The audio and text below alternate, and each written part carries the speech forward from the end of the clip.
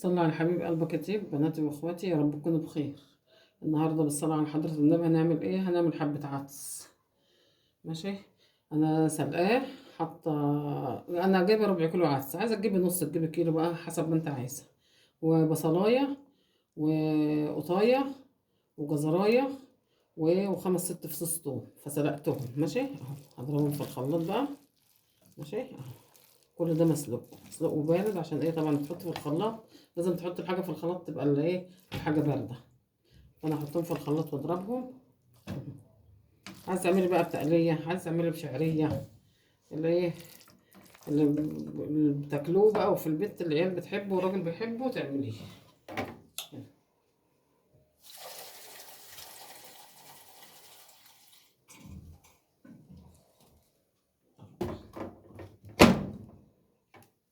خفيفه والله. حطيت في الخلاط كده وهضربه في الخلاط. يلا حبايبي كده انا ضربت العدسه في الخلاط. حط بقى حبه زيت للشعريه. ماشي. هنعمل حبه بايه؟ للشعريه. ونعمل حبه هنا ايه؟ بالتقليه.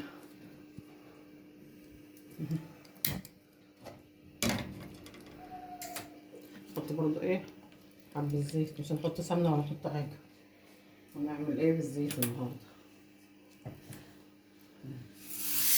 حبه شعريه كده صغيره عشان الشعريه بتنفش.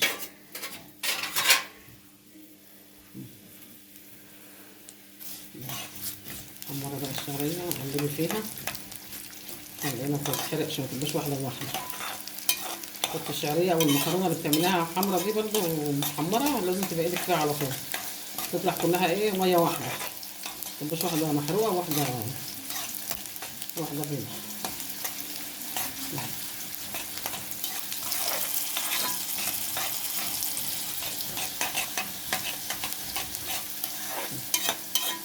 عدس بقى، نشرب عدس بقى في الساعه اللي احنا فيها دي.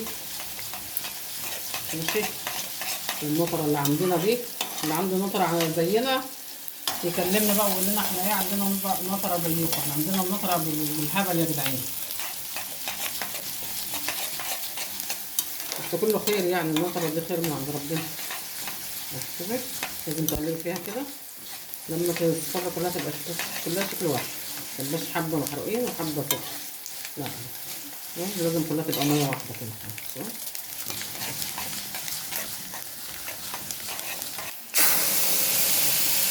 بعد كده انا حمرتها على العدس ده.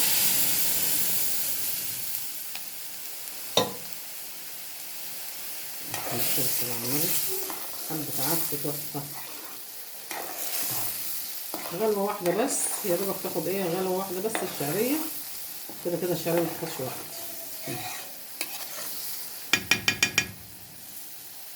هنا ايه، البصلة كده احمرت اهي. ماشي. مش عايزين نحرقها قوي، هنحط عليها معلقة صلصة. جربوا بس العدس بقى ايه بالطريقة دي كده، يبقى حبة عدس تحفة معاك. يبقى عندك حبة عدس بالشعرية، وعندك حبة عدس ايه بالتقلية، ومعلقة صلصة من الصلصة الجاهزة. عندك صلصة مفرزاها في التلاجة، حط منها معلقة. حط عليها بقى ايه،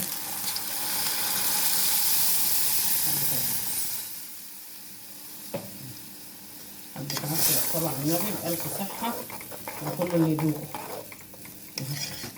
يعني عدس هو واحد بس عملناه ايه، عملناه ايه بطريقتين، وعملناه بطعمين.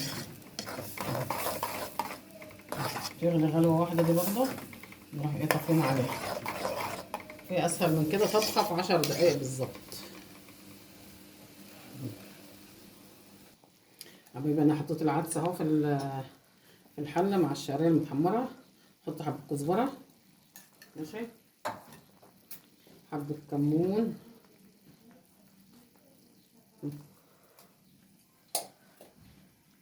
بس كزبرة وكمون فقط لا غير. حبة ملح بيضة بقى.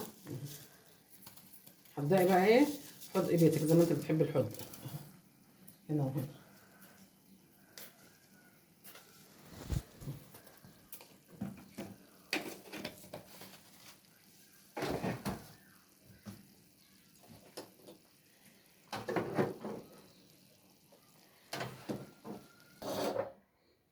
حبايبي انا حطيت حبه زيت صغيرين معلقتين كده في الطاسه، وخمس ست فصوص توم، عشان ايه؟ نعمل طشه بقى ايه للعدس. يبقى حطينا توم مسلوق في قلب حله، وتوم ايه، وتوم محمر في قلب حله.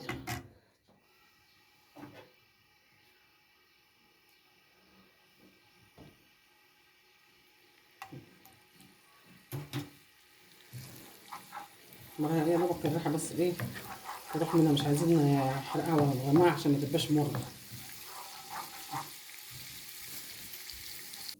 يلا حبايبي كده انا خليتها احمرت. الصوص طلع على جمال النبي. وده طبق عدس بألف صحة لكل اللي يدوق. وده العدس اللي بشعرية، وده العدس اللي بالصلصة، وده ايه محمصين هنا عيش. ماشي. وادي هنا بصل اخضر كمان، الصلاة على النبي، عشان عدس بصل اخضر يا اما بصل بخير، بس احنا فضلنا البصل الاخضر. شوف بقى الطبق ده تحفة. سقي بقى. ماشي. لما نيجي ناكل بقى ايه هنروح حاطينه مسقيه. ده حبة دول رغيف محمصاه ايه بحبة زيت، حبة ملح بيضة صغيرة، وحبة فلفل. ماشي يا حبايب قلبي، اللي وصل معايا لحد هنا عايزة لايك وشير واشتراك في اليوتيوب، اللي ما اشتركش معايا فضلا وليس امرا يشرفني باشتراكه، عشان لما ننزل اي جديد يوصل لحضراتكم ان شاء الله. السلام عليكم ورحمة الله وبركاته.